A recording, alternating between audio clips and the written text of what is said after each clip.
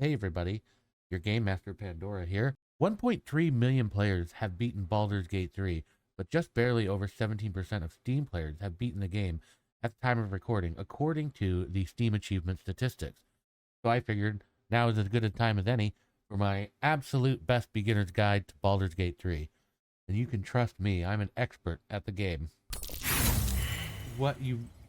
Really? With all the bonuses I still missed? I think I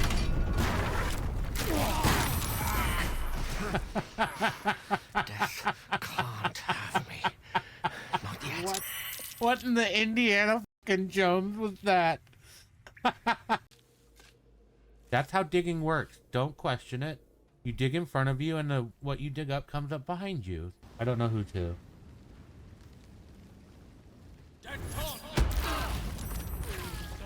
Well. Hold it! I swear. Oh! But seriously, I know a little bit about the game. Oh, you know what I could do?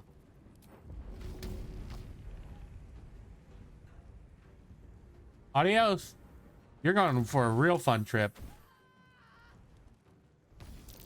What's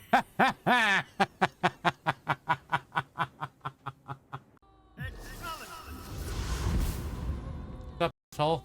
I can't shoot. Oh, I can. Yeah, dude. Movement. All right.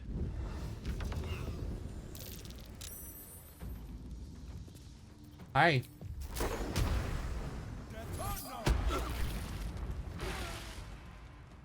Okay. That was cool, right?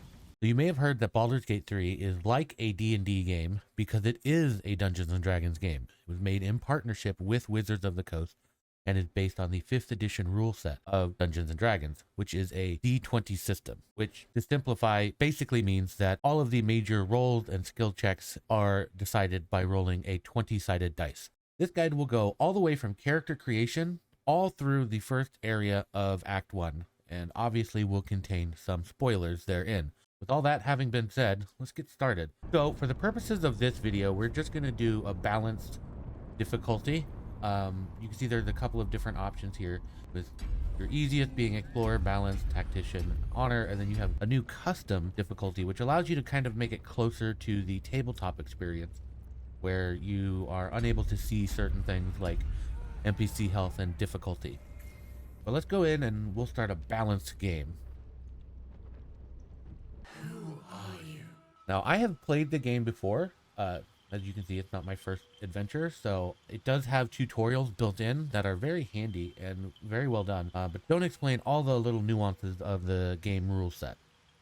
So here we have character creation, and within here we can do a couple of things. We can either create a custom character, or you can play as one of what they call an origin character, which are the 6 companions that you can find throughout the game.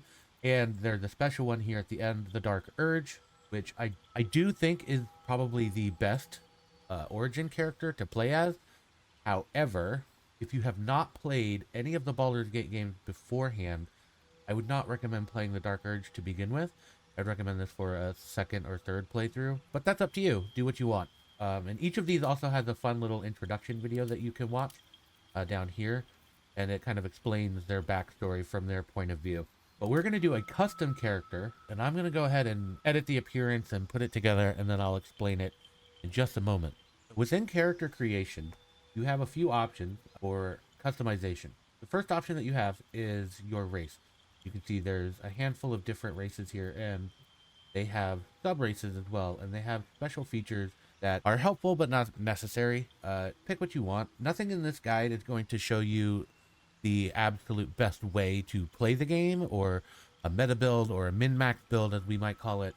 It's simply just a guide to how to play this type of game, and Baldur's Gate 3 specifically. So we can see here, I am playing a half-elf, and my sub-race is a drow half-elf. So because of that, I get this special spell called a cantrip, which doesn't require any sort of spell slots or any sort of resources to cast. I can cast this all the time, anytime, as much as I want. And then I also have this Civil Militia feature, which gives me weapon proficiency, I have 30 feet per turn of movement. Most of the races have that same movement, except for the smaller races, like gnomes, dwarves, and halflings, who have 25 feet of movement. I have Darkvision, and I can see up to 40 feet in the dark. And then I have this Fey Ancestry feature, which gives me advantage on saving throws against being charmed, and magic can't put me to sleep. And as an elf, I also don't need to really sleep. I go into a trance. I am going to be playing a bard. There are 12 classes that you can pick and choose from. And you can also, as you level up, as long as you are playing at balanced difficulty or above, you'll be able to multi-class, which is you can play multiple classes in one character. So you could play a bard and a warlock, for example. And some of the classes do have kind of better synergy with each other because they share the same primary stats. If you see over here on the right hand side of the screen, we have my ability scores. We can see the star above my charisma stat, which means it's my primary ability as a bard. So that's the one I want to be the highest. And the way you calculate your bonus modifier is you subtract 10 from the number and then divide the remainder by 2. So to get this +3, the way it works is subtract 10, which is 7, and divide that by 2, which is 3.5. And in Dungeons and Dragons, whenever you have a half score, you round down. Everything is whole numbers. There are no partial scores. So you can't have a bonus of plus 3.5 or plus 7 point, or plus 7.75. It's always plus 1, plus 2, plus 3, plus 4. And so because of that, having even numbers in your ability scores is the best for what you want. And you want your primary ability to be the highest, generally speaking. And we can see, for example, I mentioned Warlock earlier. You see Warlock shares the same primary ability as a Bard with Charisma.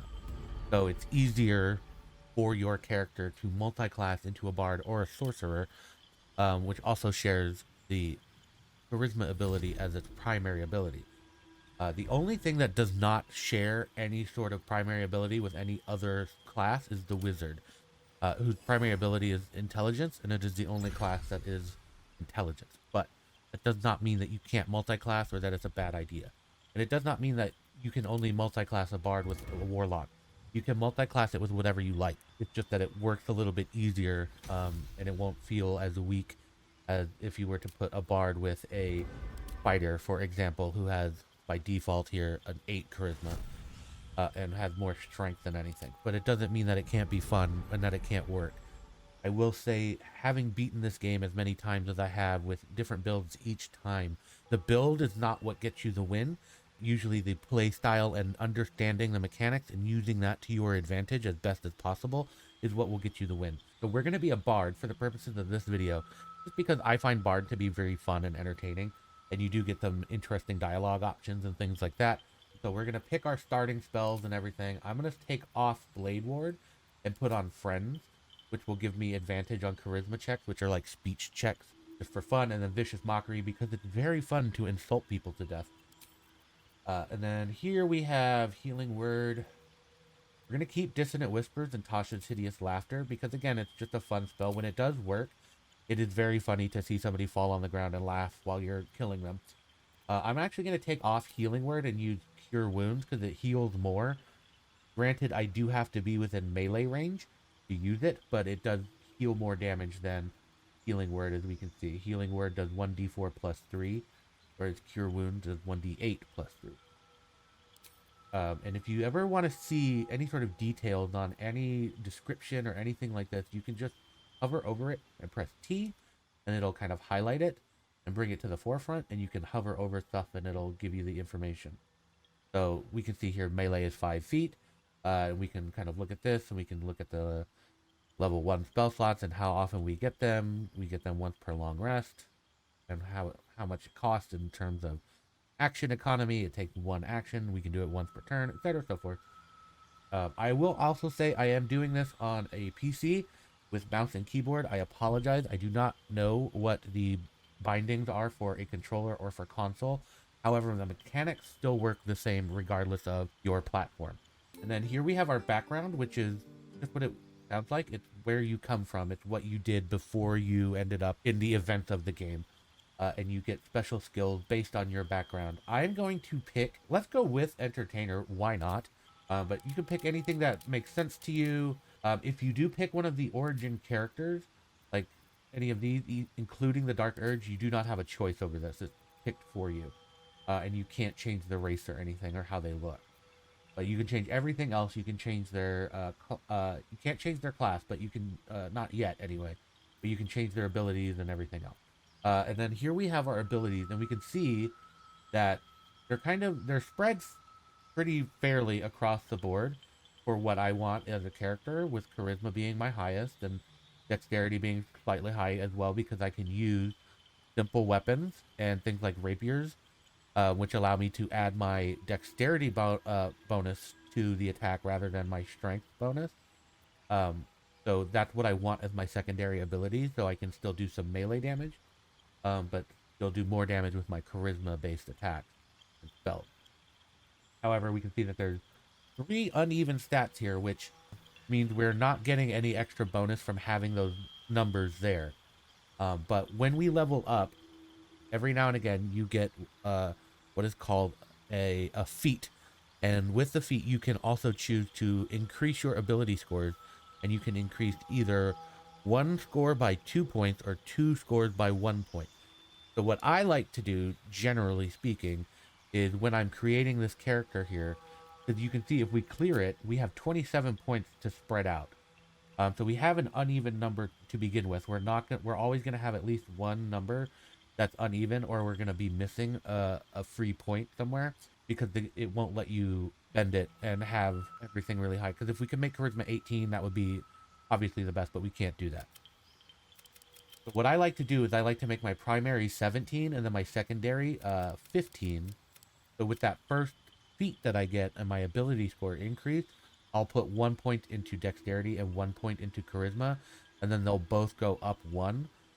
So that way I get the modifier increase to both of those stats. The dexterity will become 16, which will be a +3, and charisma will become 18, which will be +4. And then we can balance the rest of this out as we see fit. So since I'm a bard, and since I'm going to be using finesse weapons, as they're called, like a rapier or daggers and small, simple swords, nothing like a great sword, nothing huge, right? I'm going to be using my dexterity attacks for that. I can keep my strength at 8, that's fine. Constitution is what your health is based off of, your hit point. And we can see right now it's at 8, right? But if I increase it to 10, by default you get 8 hit points if you're at an even 10, right? So your hit points are 8 plus your constitution modifier, which goes up as you level up. And you can see on the right hand side here under the heart, that's my hit points, right? I have 8 because I have no modifier, but if I make it 12, it goes to 9. Then 14, it goes to 10. It's always better to have even numbers. 14 is pretty good. 10 is a nice, healthy amount of hit points at level 1. And this is pretty good, I think. You could also just even this out and make this 10, 10 across the board. Because it's also better to have scores that are above 10 and up, right? Because as we can see, strength, with an 8, we'll have a -1 to our strength checks and anything that requires a strength ability, because our base score is 8. Because if you subtract 10 from 8, you get -2 divided by 2 is 1, -1. So that's our modifier for strength. Luckily, we can't get any lower than an 8 here. And then we can change our skills if we want. If I want to get rid of this -1, I can actually take something like intimidation off, put it on athletics, so that way I at least get +1, and I'm not in the negative anymore. And athletics is what will keep you from getting shoved and help you shove others. Whereas acrobatics just helps you resist being shoved. It also helps with how far you can jump and things like that. We'll confirm, and then we can proceed. I've already edited my appearance. This is what my tav, as they call it, is going to look like. Kind of blue, my favorite color, half drow elf bard. And then we can proceed.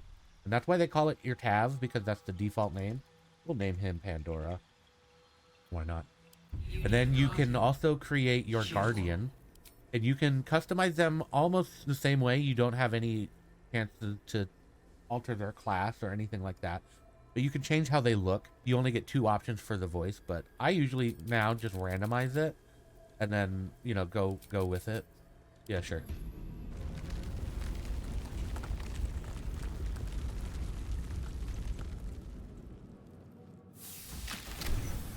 All right, here we go. Let's get out of here if we can. Wakey, wakey.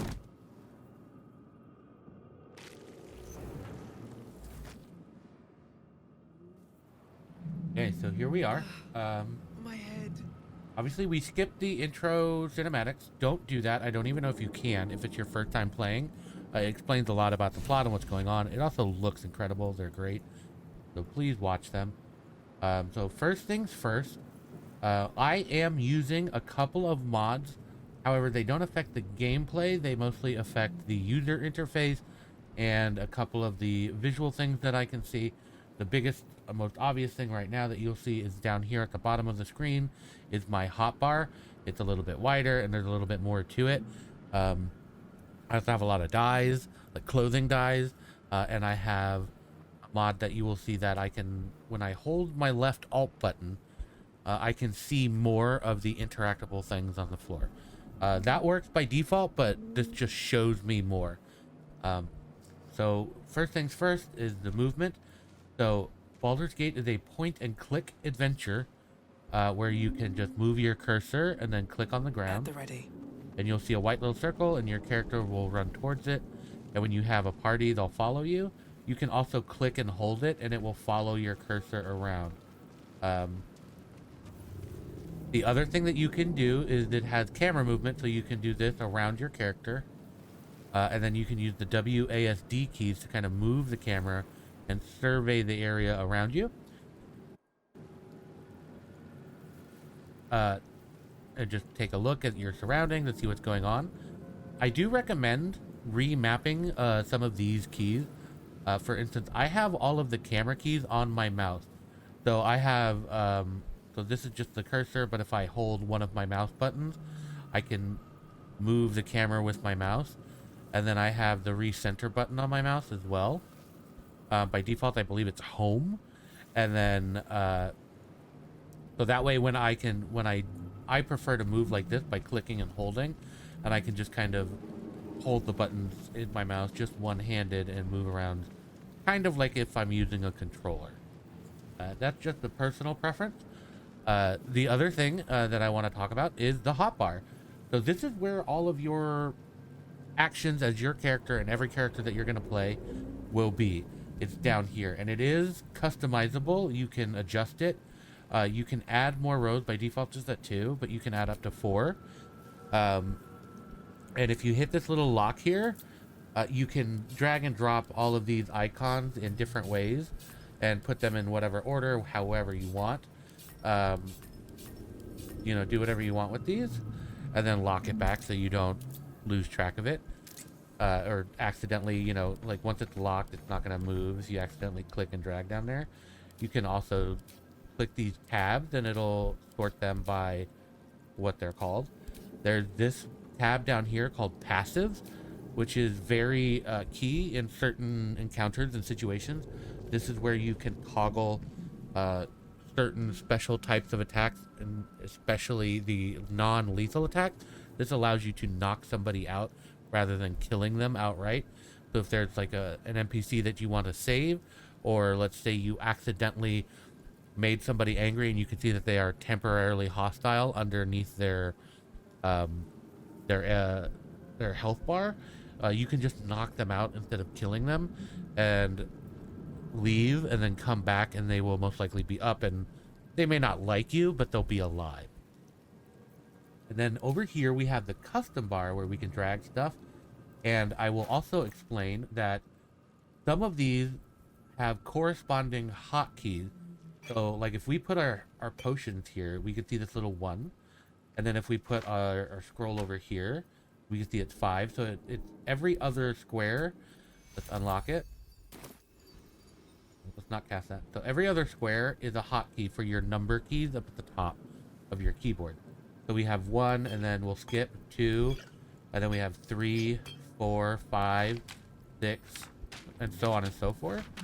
And so, and it works just how you would assume. So if I hit 1, I'll drink a potion. If I hit 5, I'll start to cast the Revivify spell from that scroll. This is very good for when you are using multiple items or different types of weapons and things like that. Like you want to switch them out. Or if you do want like just a quick way to get to a healing potion or a certain scroll, things that you use a lot, you can just program them up there through there. Very handy. And again, it's all customizable. The mod that I'm using adds this specific section of where it puts the passives on my front main page of my hotbar. If you are interested in any of the mods that I'm using, they will be listed in the description below with a link to the Nexus page. They're all from Nexus mods, and as well as a link to a simple little tutorial on how to use those mods. The other thing we're going to go over while we're here is we're going to go over the journal, which you can access either by clicking here on the map, the bottom of the map, or hitting the J key. So we have one quest right now, find a way off of the Nautiloid. And we have a map. And we have inspiration. Now inspiration, just like it says here, when you do something that's true to your background or whatever, you will gain experience and you receive inspiration. And you can use that to re-roll certain ability checks that you failed. You can only store up to 4 of them at any time. So like if you know that you have 4 and you fail a roll, go ahead and use it. The chances are you'll be able to get it again. And each background has different events that trigger inspiration, and you will get a little bit of experience points as well. And then you have a dialogue for if you've talked to some NPCs. And then over on the right hand side here, we have tutorials, which is essentially the rules of the game and how 5th edition has been incorporated into Baldur's Gate. So we can see like camp supplies, resting, being down versus stabilized versus dying, inspiration. There's a few things that are missing from here, but I'll account for that in this video so that you can see it. And I'm gonna warn you that if you scroll too far down, one of the mechanics does give you a little bit of a spoiler. So don't go all the way to the bottom until you're at least a little bit partially through Act 1. And the last tip that I'm going to give you is we're going to look at this nursery. This is the pool that thing came from. The parasite now writhing behind your eye. So we can see here where we can roll. And when you hover over the part in the parentheses for the type of roll, sometimes you'll see multiple options. It's going to tell you what your bonuses are if you have any. So since this is an intelligence-based roll, and my character's intelligence is 10, I have no bonus. So it's just a straight, as you can see, 1d20. So I'm just going to roll a 20-sided die once, and I have to roll above a 10, and I have no bonus. So it's essentially a 50-50. The other thing I want to mention is down here in the bottom left-hand corner, this is how you can change your dice skin.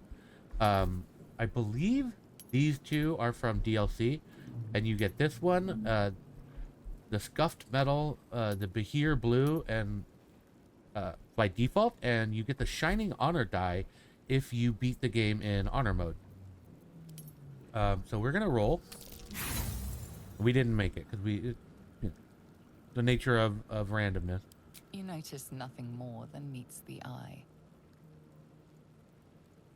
Right, and then we can reach towards it because we're a dum-dum and don't know what's going to happen. Ouchies.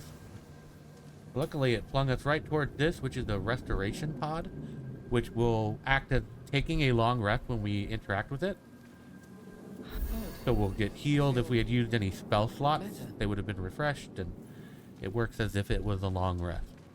But let's loot this place dry and move on and see if we can find any friends or allies to see if we can find a way off of this crashing ship. But one of the great things about Baldur's Gate 3 in this type of game is that it's a game where your choices matter and your actions have consequences, even if it's not an immediate thing. So here we have a really, really good example of that with what we are about to do. Release us. So by rescuing this little guy, Us, his name, this guy is not having a great time.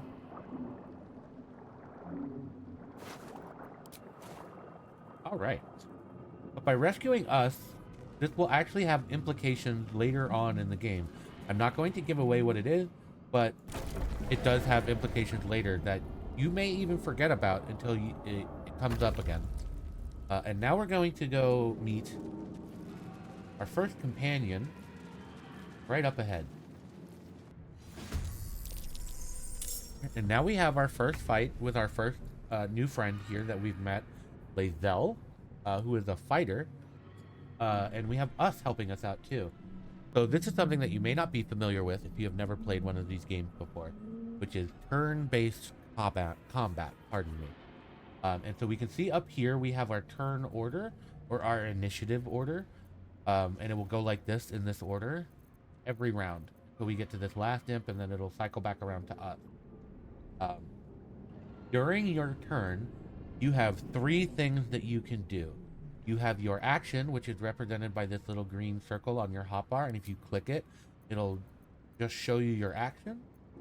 You have a bonus action, which, again, if you click it, it will show you what you can do. And you have your movement. And so we can see Us has 30 feet of movement, because when we go beyond it, it'll say not enough movement. And he has an action, and he has a bonus action. Every creature has that. They have all of that, and you can take that in any order that you want. You can move, then attack, or you can attack and then move, or you can jump as a bonus action, right? And then attack and completely wreck this imp. And then we still have a little bit of movement if we want left over, so we can move again.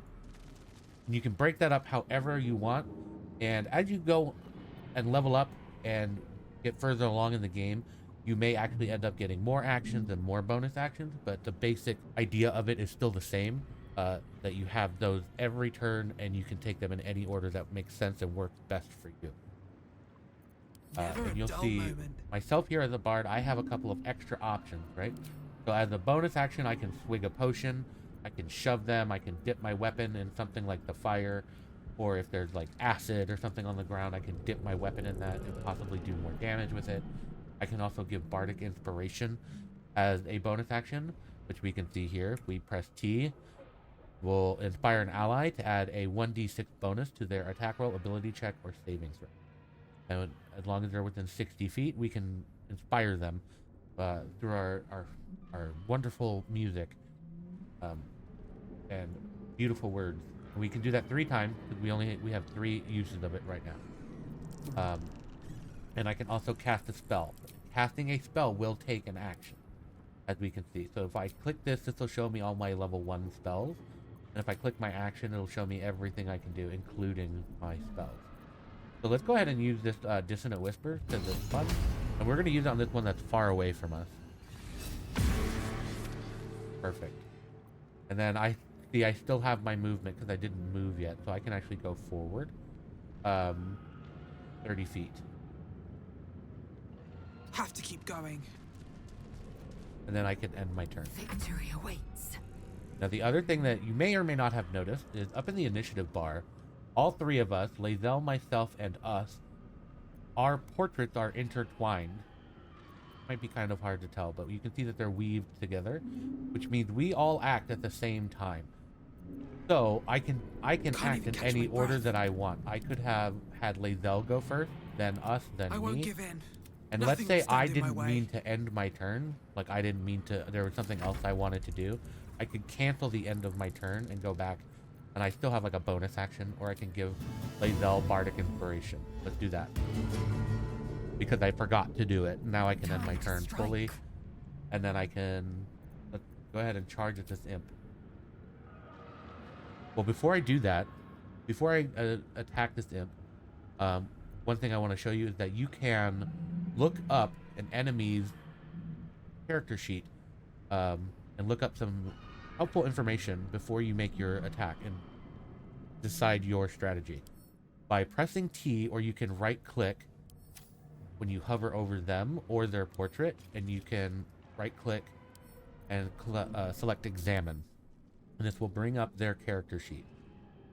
So we can see here they have an AC or an armor class of 7, which just means we have to roll higher than a 7 on our attack to hit them.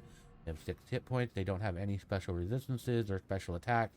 They do have this, but it's not really important in terms of fighting them, and we can look up all this stuff. We can see that they're a fiend. So if we had something like a weapon that did extra damage to fiends, or something that gave us extra defense against fiends, it would come in very handy here.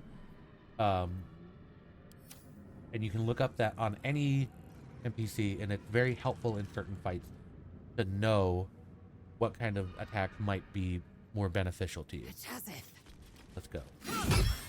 Oh. And that was our first fight done. You proved surprisingly adequate in battle.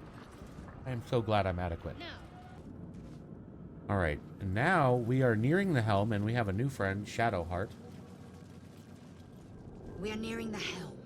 Once I was inside, right. do as I say. So, in here we have a fairly big fight.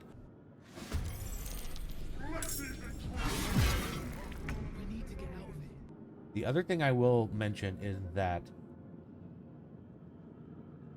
Baldur's Gate 3 and Dungeons and Dragons really rewards you as a player for taking advantage of the mechanics and the environment around you. So when you get into a fight that's like this, where there's multiple layers to the fight and there's multiple enemies, and you've got this big area to play around in, take a look around before you make your first point of action. Just kind of survey the area. And so there's already 3 things that are standing out to me here that I think I can use to my advantage, alongside some other things we have already found on the ship. And we can see he actually does have some resistances, right? And he's got quite high stats and a hard AC to beat. For us, especially at level 1, and 150 hit points. But he's resistant to fire. He's resistant to pretty much everything that we're going to be able to do. We are good to go. We're going to be level 2 when we hit the ground. We're going to hit the ground running. Get out of here. The helm's alien transponder. You've made it in time. Right. And as you can see, down here at the bottom, we have leveled up. So I'm going to go get Shadowheart, and then we'll level up. And we'll go through this first little ravaged beach area, and I'll give you some tips for the beach. All right, so we have Shadowheart now, and we can, I'm going to level up, show the level up screen. Second level, we don't get a whole lot.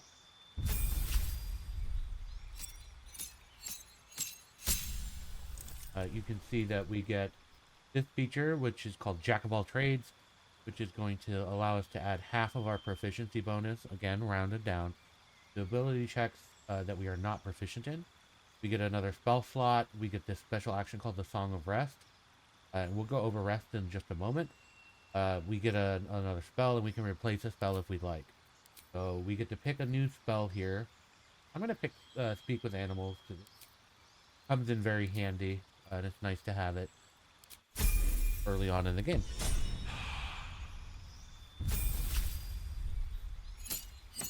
When you level up with your party, it will automatically cycle through your current party and you level them up. And your companions that are in camp will also gain experience points as you play. You'll see on the right hand side it says the party gained so much experience. The party gained 75 experience points. That means everybody in your group, not just in your current traveling party. So when you go and you pick up a new companion, or you swap out companion, if they were, let's say, level 1, when you sent them to camp and we were to go get them now, they would now be level 2, most likely. There are some things that make certain characters level up just a little bit ahead of time, through like inspiration or character-specific moments where they get a little bit extra experience points more over everybody else, but for the most part, everybody else will level up at the same time. Here we don't have a whole lot. We can swap out some spells again. I'm also going to talk about spell swapping and spellbooks. So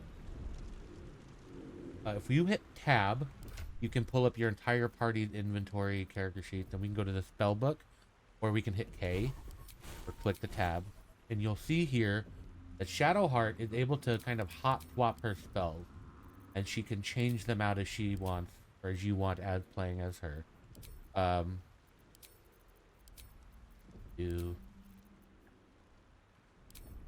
Why not?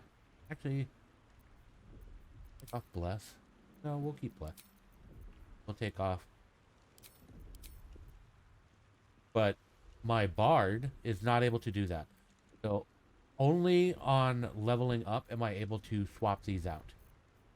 So you have to kind of pick the spells that you think you're going to be using for a while, or that are going to have the most benefit for you, and be really strategic about what you pick when you are playing a Bard. But Shadowheart, Gale, they can all swap out their spells at any time that they are not in a fight, in battle. Again, left alt will be your friend when you're exploring, and the game does reward exploration. And you might find like hidden things, special little things, special treasures, things like that, if you try to find the edges of the map, shall we say. Oh, we got a fun little hat. I'm gonna put that on. Look at us. Fancy as hell. Alright. We got our first waypoint here. These waypoints are like fast travel points. And you'll find them in various locations all over the map. We have only explored this tiny area. This is a much bigger area, I promise you. And there are multiple waypoints. And you can also get to your camp from here. You do not need to go to this and click it. You can just pull up your map by hitting M. And there will be a list on the right that you can click, or you can just click it on the map, and you'll fast travel to it like that. And it'll take your whole party that's grouped together. If you're not grouped together, it won't. More of those wretched things. So we see there that more of the intellect devourers are inside this little crash site. If you want, you can actually avoid this. You can jump around and jump up here. And you can follow this path up here and kind of go around it, and you can get some more companions and allies to help you in this fight if you would like. Or if you're feeling brave enough, you can go and do it with just you and Shadowheart. There's a chest up here. I'm going to grab that, and then I'm going to go back down here and fight these guys.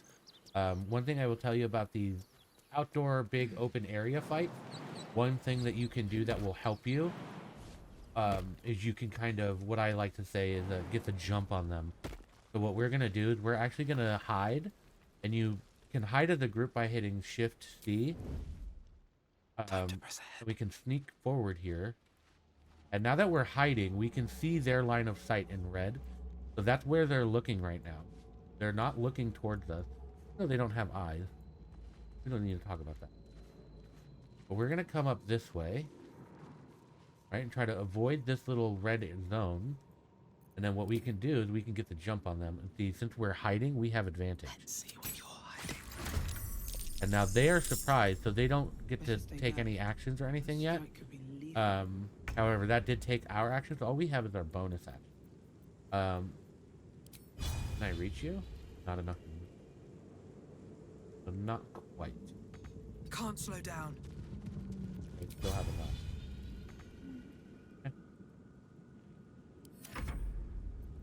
Shadowheart's not in it. I'm ready. Shadowheart's still hiding. They didn't see Shadowheart, so that's what happened. But we can come up here with her, and we'll use a firebolt. And get her in there.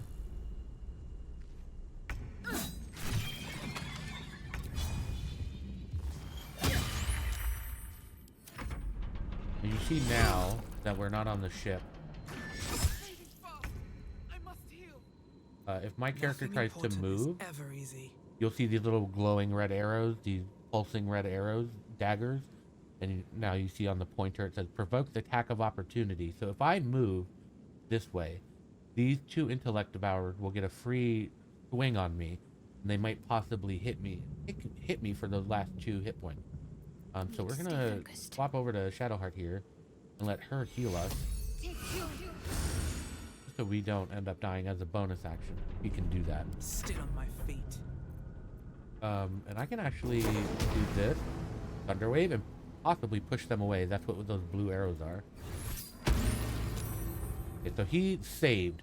So what that means is Thunderwave has a saving throw component to it,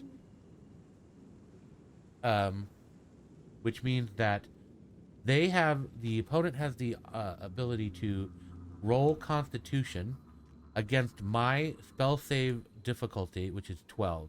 So if they roll higher than 12, they don't get pushed away and they only take half of the damage. So this one failed it, and this guy didn't. But he still took 1 damage because he took 2. The other thing about spells like that take a save, for example, the one that we were using with Shadowheart, Sacred Flame, you see it takes a dexterity save, but her DC is only an 11 because that's just what her spell save DC is right now. We weren't able to set her stats. What is her wisdom by default? So she has a +3, but anyway.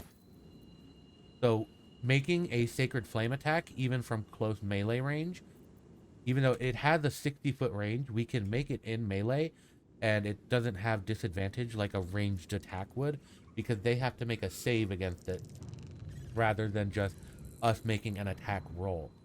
So for instance, I'll show you on the next round of combat.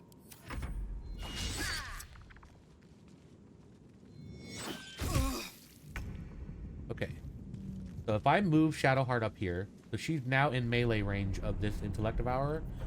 If I use Guiding Bolt, which also has a 60-foot range, but not a save, as you can see, it's an attack roll, right? So we roll like we would if we were making a melee attack or something. You can see I have disadvantage because the target is too close. Anytime you have advantage or disadvantage, it will list it under the hit point bar of the enemy, and it'll also show on your pointer that you have disadvantage. But the reason is right underneath there. It says target is too close because it's a ranged attack being made in melee range. But if we switch to Sacred Flame, which is a save attack, I don't have disadvantage. I only have a 50% chance of hitting, whereas this I have a 90% chance even though I'm at disadvantage, because it's more likely that this thing will roll over that 11 DC. That DC will go up as we level up, but right now, since we're only level 2, it's fairly low. But let's try it anyway, just to prove a point. See, he saved, so he took no damage. But we did not have disadvantage on the attack. Now? And the same thing with this. So if I try to make a ranged attack here, see, target is too close, and I'm threatened. So what I can do is I can just make a normal melee attack. You can see I don't have disadvantage now, and I can just swing. And I can swig a potion as a bonus action, so I can heal myself a little bit. And then let's try this again. There we go. Perhaps our survival isn't such a distant prospect. Yeah, any spell that has a save component you can make at close range without it having disadvantage. Whereas if like wisdom save, see, constitution save, save, these all can be made within close range without having disadvantage. But Shadowheart, something like Fireball, this, Inflict Wounds, Guiding Bolt, Firebolt, these are all attack rolls, which you roll like a regular melee attack. Those will have disadvantage at close range. So before we actually go meet another companion, what we're going to do, we're going to take our first short rest. So every long rest, you get 2 short rests that you can take per day. And just as it says there, twice a day, you can restore 50% of your hit points. And warlocks, specifically only warlocks, are able to restore their spell slots on a short rest. Every other spellcasting class has to take a long rest to get any of their spell slots back. But a warlock will get them back on a short rest. And so we're going to do this, and I'll get most of my hit points back. so I can live to fight another day. Let's go meet our next companion. All right, so we have gotten another companion. We have Gale here, who is a wizard. And you see, we can change his subclass here at level 2. The different subclasses have different features that you can see down here. So, Gale as a wizard can learn spells from scrolls that we can find as loot all throughout the game and through vendors as well. It normally costs 50 gold to learn a level 1 spell. It's 50 gold per level. And however, each class will make it half price when you learn those spells. So the enchantment scrolls would be 25 gold per level rather than 50. But we also get this for evocation, where we can create pockets of safety within our spells, and allies automatically succeed their saving throws against these spells and take no damage against. Like I say, there's 8 different subclasses here that you can pick from, and they all have their own different features. Pick whichever you want and whichever sounds most fun to you. This one is very helpful, evocation, for when you use things like Fireball, which are an area effect spell and requires a saving throw. In case you target your allies, they'll be fairly safe. And then we can pick some spells here. I'm going to pick Magic Missile because Magic Missile is a spell that never misses. They always hit their target. And so they always at least do some damage. So that's very helpful to have guaranteed damage. And then, but we'll do Burning Hand. Sure. And then we can swap again. We can swap out some spells.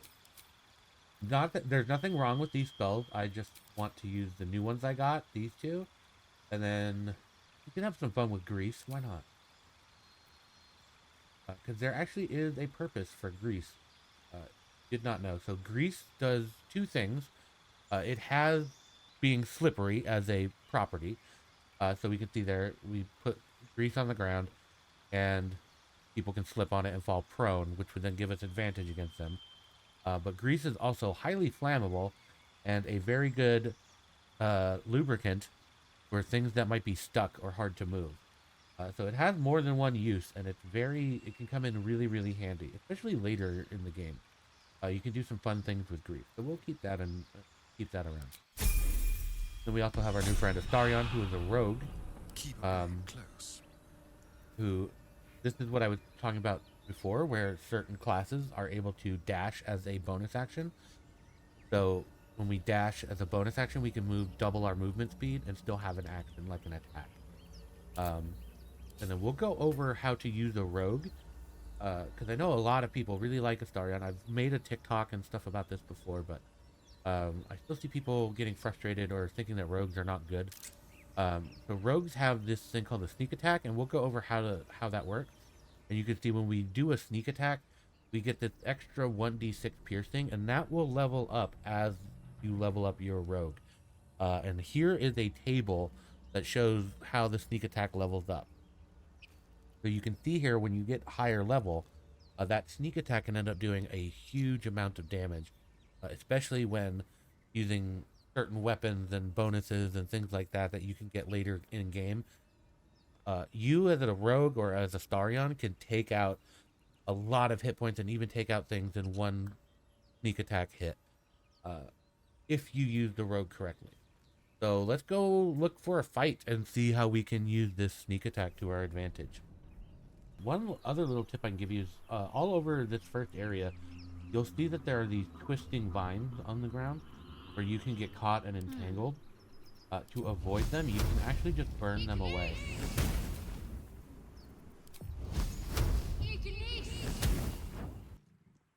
Got ourselves competition already. That's our ship. All right. One tip I can give you is if you know you're going to be in a fight, but you are in dialogue, what you can do is go down to the bottom to the second icon, and we can select a character that's not in dialogue.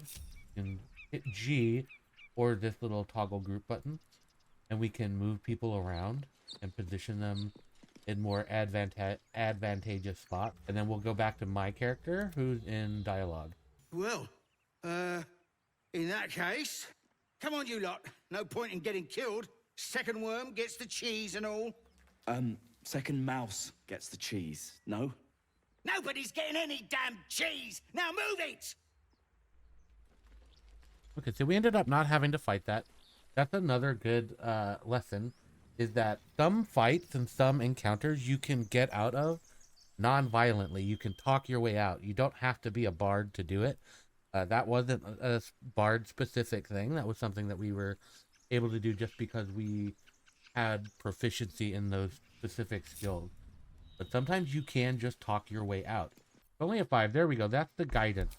So if you have Shadow Heart or items that give you guidance, or anybody else who can cast guidance as a cantrip, gives you an extra 1d4 on your rolls. It's free. It's a cantrip. It doesn't cost anything, and you'll have it for 10 turns. And it's just add it. It's always add your bonuses if you can, as long as it's not going to take too many resources from you. Like Bardic Inspiration will take a resource. It will be a bonus option on certain rolls, but it does take a Bardic Inspiration point.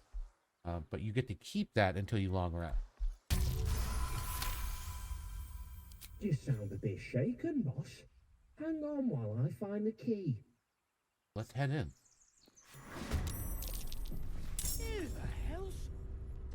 Okay, and now we can see how a sneak attack works. So there's 2 ways that you can get a sneak attack by default. One way, and the easiest way to get it, I think, is I'm going to move Astarion up here into melee range, and then we can see my character and Astarion both go at the same time, right? Because they're interweaved. Still breathing. So I'm going to click on myself, despite everything. and I'm going to move myself up into melee range as well. I'm going to go ahead and make a melee attack. And then I'm going to go back to Astarion, Blood in the air. and because my character is within melee range, I will have advantage.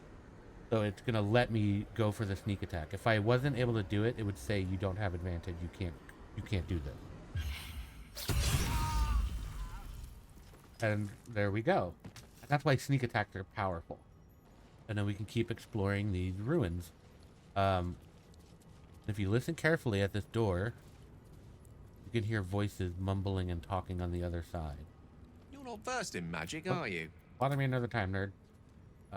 But we know that there's somebody over there, so we're gonna kind of position ourselves Can't afford to be a stay little idle. safe here. I'm gonna Must move keep going. her back here so she can kind of keep us healthy as the cleric. Let me work my magic. Gale we're gonna put over here. I'm gonna like where I am.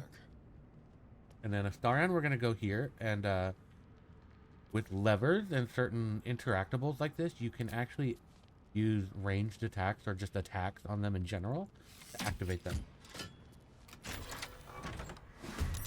And then we can see that there's all these people in there. But if I hold my shift button, again, I can see their line of sight and where they're looking. So what I can do with Astarion is I can actually hide as a bonus action.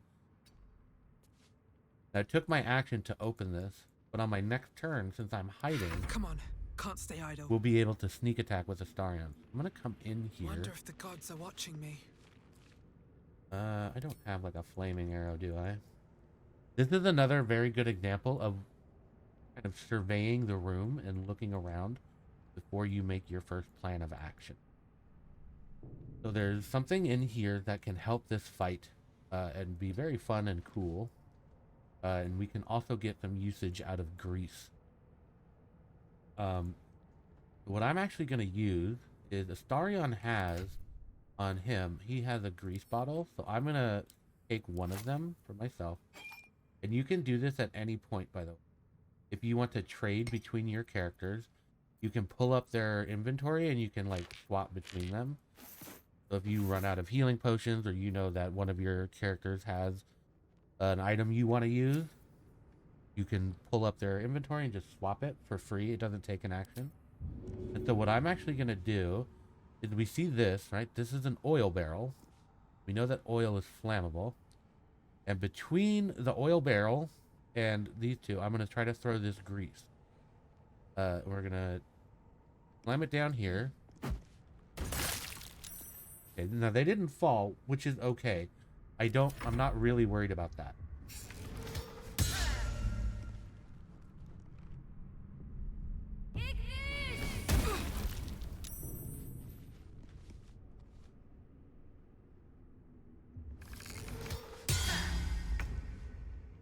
All right, and now with Gale, what I'm going to do is I'm going to pull him up into the doorway.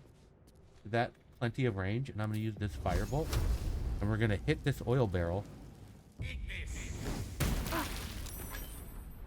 And it lights the grease on fire, so they all burned. They were all in the grease, and these guys got hit from the explosion. That's how you can kind of use the environment and the mechanics to your advantage. I'm going to move him back, too. Because Gale is a wizard, so he is fairly easy to hit. He only has 11 armor class right now. But he has very powerful spells, so we want to keep him safe, so we're going to put him behind this wall so that they can't as easily get to him. I'm going to move her up. And we're going to use Sacred Flame. We're going to kind of look at our odds here. So this is our best option, so we're going to do that. Because I want to try to save my spell slots, actually, on her.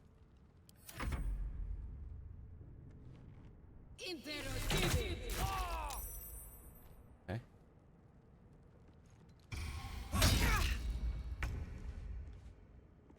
And now, so we're still hidden, as you can see. But I would have advantage on this guy anyway, because my character is right next to him. But what we can do is we can come here, and you see I have advantage. I have an 88% chance of hitting him, 96 on them, and 88 on them, because I'm hiding. Spill some blood. Do this. Step quick. I'm going to come in here. Where do I go from here? I'm going to take a potion. And let's see if we can insult this person to death. That's always fun. Okay. I was just going to say that, actually. My insult.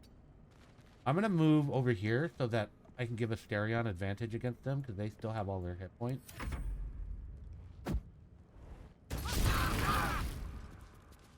See what I mean about Gale being squishy? I'm actually going to switch to Shadowheart, because she's right here. She can heal him the most. Better than a healing potion. I'm going to move her back and heal herself. I don't fancy their chances. And the other fun thing that we're going to see about Magic Missile is you do not need line of sight with it. So you can see we can just kind of come around here, and we can hit this, and then we can hit this person, and hopefully take them out too. Perfect. I'm going to take this potion as a bonus action so that I'm not near death.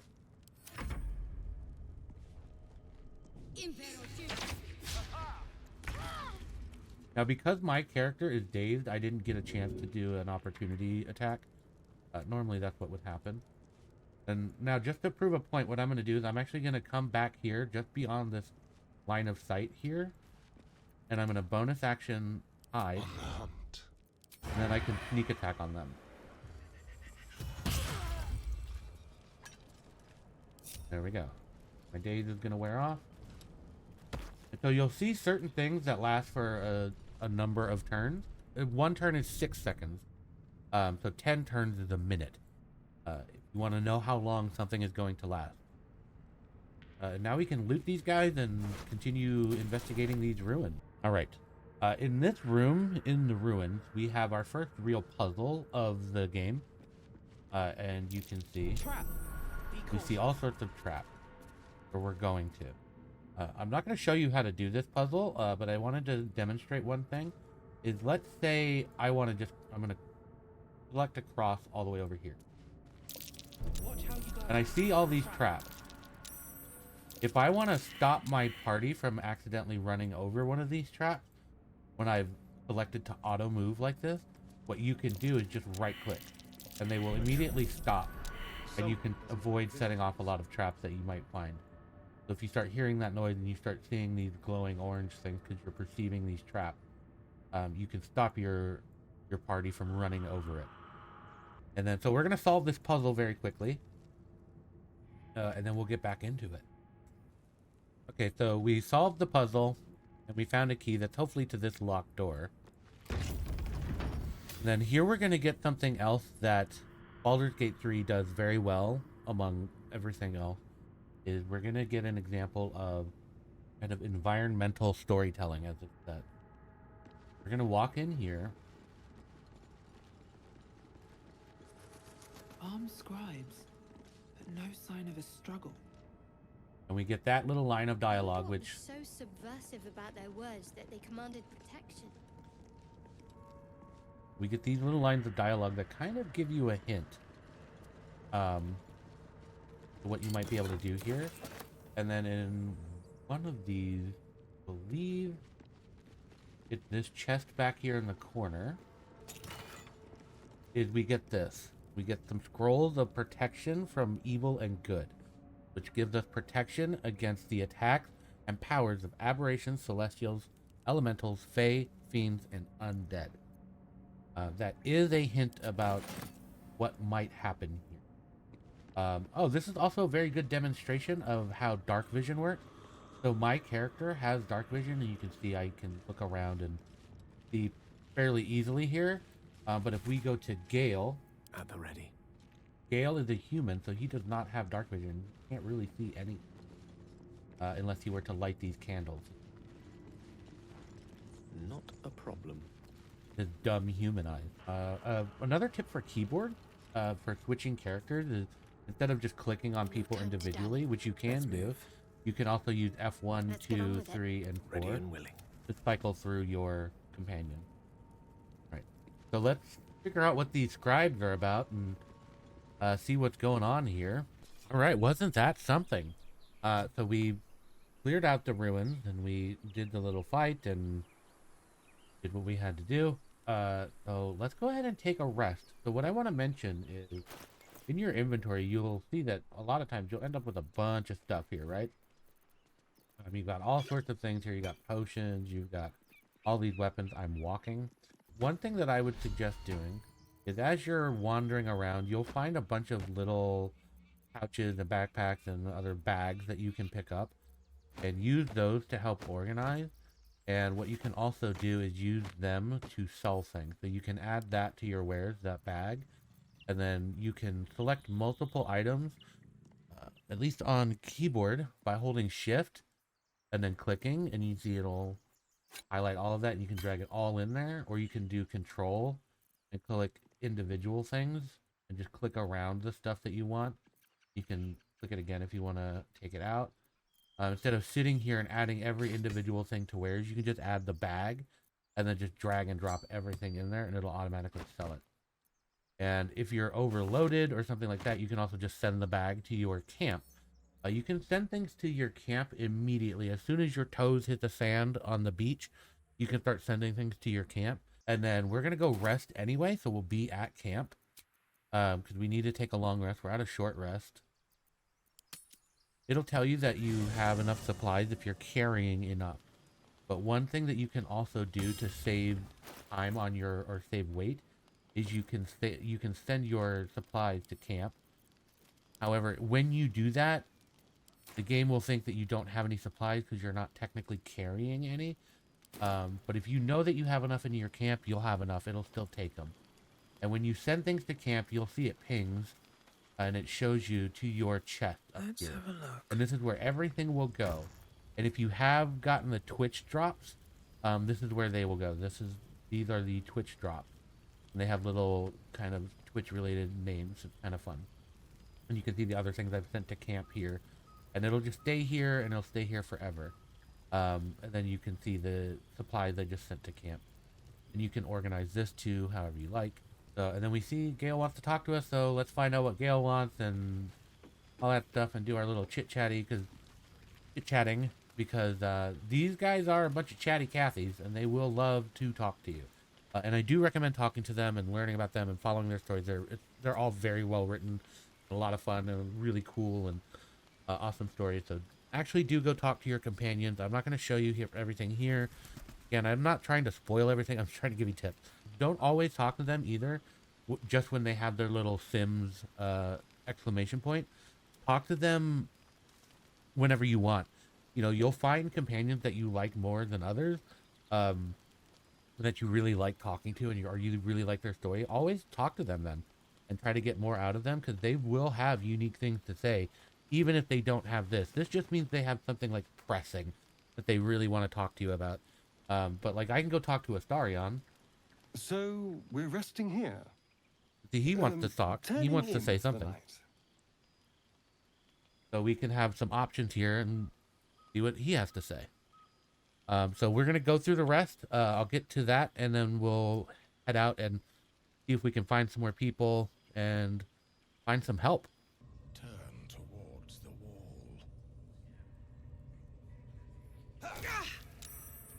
wall. Wonderful. Just wonderful.